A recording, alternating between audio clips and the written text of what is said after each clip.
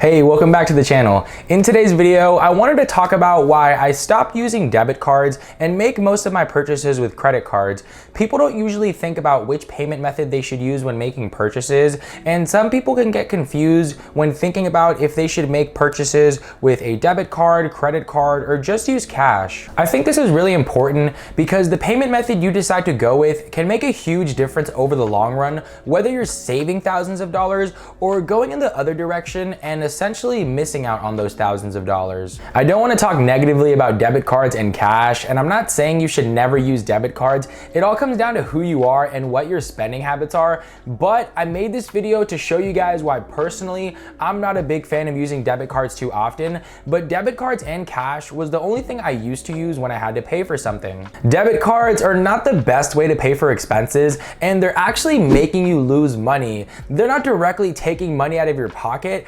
Instead, they're preventing you from taking advantage of the rewards and bonuses that most credit cards have to offer. So the first reason is the cash back that most credit cards have to offer.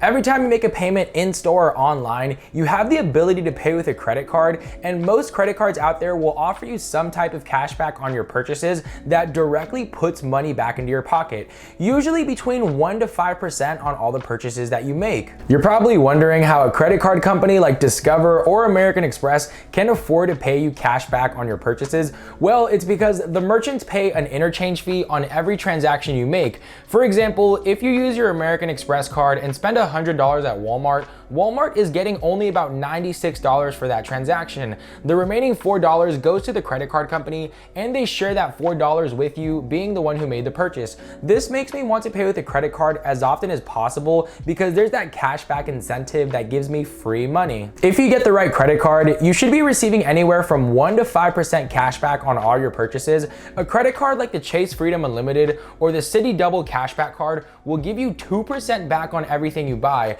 And what makes these two cards better is that they do not have any annual fees. You need to ask yourself a question. Do you like paying 1 to 5% more on everything you purchase? If the answer is yes, then keep using debit cards and cash.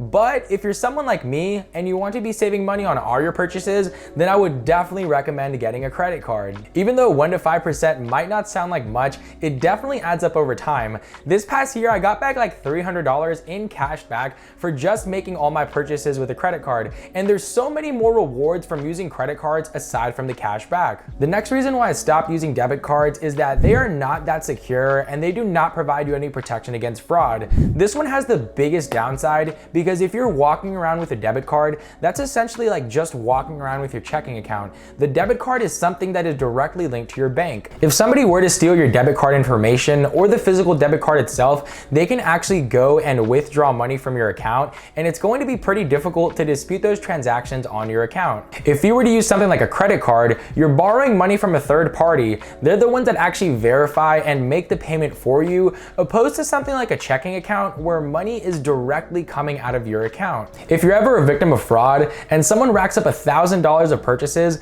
a company like American Express will actually help you out since you're not liable for fraudulent purchases under their accounts, which is why I always love using my American Express card, because if I were to lose my card and had tons of unauthorized transactions, I wouldn't be held responsible for them. I never keep more than a couple $1,000s in a checking account. Most of my money is spread across multiple savings or investment accounts. That's just what works best for my financial situation. You kind of have to play around with it a little bit and see what works best for you. This brings me to my third reason, which is travel perks. Traveling has definitely been slow due to the pandemic, but the benefits you get from some travel cards are awesome. Credit cards like the American Express Platinum and the Chase Sapphire Reserve give you a free priority pass membership, and this gives you access to over 1,300 lounges across the globe. These two cards will give you a free prestige membership that is worth $429. Travel lounges are really nice because it provides a better waiting experience than waiting at an airport gate that is sometimes not in the best shape. Even though these may seem like an extra luxury cost, they're included with these credit cards, so it's absolutely free. These cards are not beginner credit cards and they are not free. They have an annual fee of about $550 per card, but when you account all the extras you get with these cards, such as extra travel redemption, free TSA pre-check, and a $300 annual travel credit, in my opinion, it is definitely worth the money. Another reason why I never use debit cards anymore is because of all the free flights and sign-up bonuses that I get from using credit cards. I always take advantage of the sign-up bonus, and I've accumulated a good amount of credit card points to where I've received my last few flights for free. Last summer I went to Cancun and my flight was at no cost since I just used my credit card points to cover my flight. For example, if you sign up for the Chase Sapphire Reserve or the Chase Sapphire Preferred, you will get a sign-up bonus of either 80,000 points or 50,000 points after meeting the spending requirements on the credit card you would like to go with. Each point is equal to 1 cent, so if you do the math, these cards will give you points equivalent to either $800 or $500. I always treat my credit card points just like cash, and I only use them for free flights since I think that flights gives you the best value for your points. The last reason I only like using credit cards, which is probably the most important one, is to build my credit score. And this is easier to do the younger you are. So if you're like 18, 20, 23 years old and you do not have a credit card, pause this video right now and go sign up for a credit card. Every time I make a purchase with my credit card, I'm slowly building my credit score. It's not like a debit card where you swipe and money immediately leaves your account. You're borrowing money from a credit company and it is your responsibility to pay that issuer the money back. Every time you make payments on your credit card, it shows that you're a trusted borrower that has a good record of paying back the money they borrowed. Making your on-time payment is going to have the biggest impact that is going to either help out your score tremendously or hurt your score. I've noticed my credit card scores start to increase by just applying for more credit cards. This will increase your total credit limit, which is the total amount you would be able to borrow if you used all your lines of credit. You might be thinking, why is a good credit score so important? What if you never want to borrow money and you just want to pay for everything outright in cash? Well, if you ever want to leverage your money and become financially successful, a good credit score is 100% necessary. If you have a high credit score, this will allow you to borrow money at the best rate. You can get a mortgage for a super low interest rate, finance a car, or borrow other people's money to invest and make more money. And these are just a few of the reasons. There's certainly plenty more. Let me show you why it's so important to start building credit at a young age. Your age of credit history is something that you do not have much control over, unlike making all your monthly payments on time.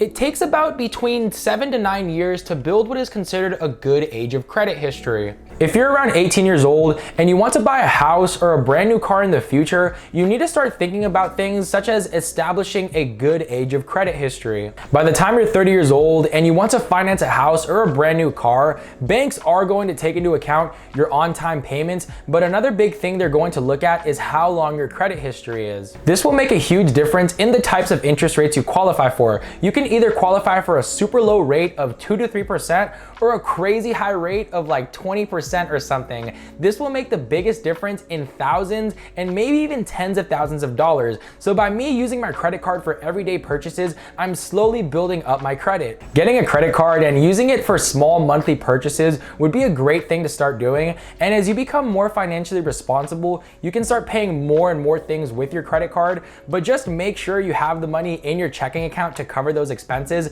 Never buy things you don't have money for at the moment, because that is where you will get into trouble. If you have any credit card debt right now, just please do yourself a favor and like cut up all your credit cards, stop using your credit cards, and don't get any more credit cards until you can control your spending habits. That's just what I would recommend doing. And if you have a credit card or are thinking about getting a credit card, just make sure to take things slow and make sure to make all your monthly payments. If used correctly, credit cards can get you money back and rewards for buying things you were going to buy anyways. So using credit cards responsibly is one of the best things you can do. I recently made a video on some of the best strategies I use to save money, and these have helped me save over 90% of my monthly income. You guys can check that video out right here. And if you guys enjoyed today's video, make sure to hit that like button and hit that subscribe button to see more videos like this. Thanks for watching, and I'll see you guys in the next one. Peace.